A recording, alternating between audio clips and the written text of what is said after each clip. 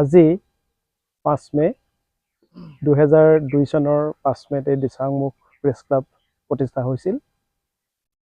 এই অঞ্চলটোৰ কেইবাটাও মৌজা লগাই এই দিচাংমুখ অঞ্চলটো গঠিত হৈছে। এই দিচাংমুখ অঞ্চলৰ এটা ঐতিহ্য আছে আৰু সেই ঐতিহ্যটো যদি আমি চাওঁ তেতিয়াহ'লে দেখিম যে আহোম ৰাজত্ব কালত যি সময়ত চুকাফা অসমলৈ আহিছিল, আহোঁতে সেই ঐতিহাসিক যি পটভূমি, সেই পটভূমিত এই দিচাংমুখৰ যি লিগিৰিবাৰী, এই লিগিৰিবাৰীটো তেখেতে কেইবামাহো থকাৰ যি বুৰঞ্জী, এই বুৰঞ্জী উল্লেখ আছে। ইয়াৰ পাছত যদি আমি চাওঁ তেতিয়াহ'লে দেখিম যে ব্ৰিটিছৰ পিৰিয়ডত এই দিচাংমুখ আছিল গোটেই শিৱসাগৰ জিলাখন তথা অবিভক্ত শিৱসাগৰ জিলাৰ মূল প্ৰাণকেন্দ্ৰ।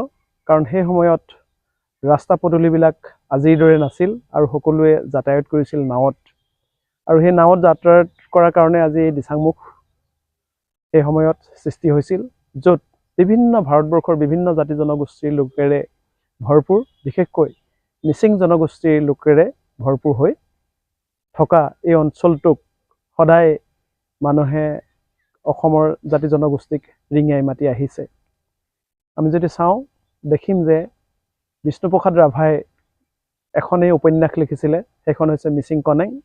সেই মিচিং কনেঙতো এই দিচাংমুখ তেজপুৰৰ পৰা আহি সেই মিচিং কনেঙৰ যি নায়ক নায়িকা, সেই নায়ক নায়িকাৰ বিবাহখনো এই দিচাংমুখতে হৈছিল আৰু ইয়াৰ পিছত সেই নায়ক নায়িকা ডিব্ৰুগড়লৈ গৈছিল।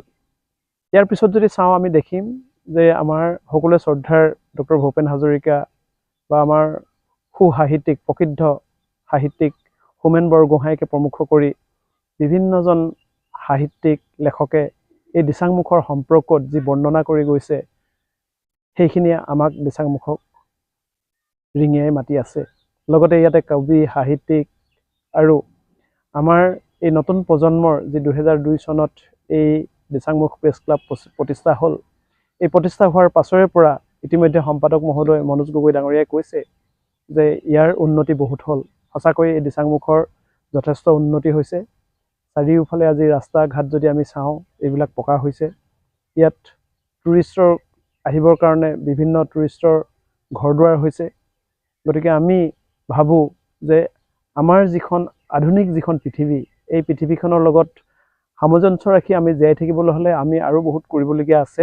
কিন্তু এইখিনি এই দিচাংমুখৰ সাংবাদিকসকলে যি এই 25টা বছৰ তেখেতলোকৰ অশেষ শ্ৰমৰ যোগেদি এই উন্নয়ন সাধন কৰিবলৈ সক্ষম হৈছে, তাৰ কাৰণে তেখেতলোকক আমি ধন্যবাদ জ্ঞাপন কৰিছোঁ।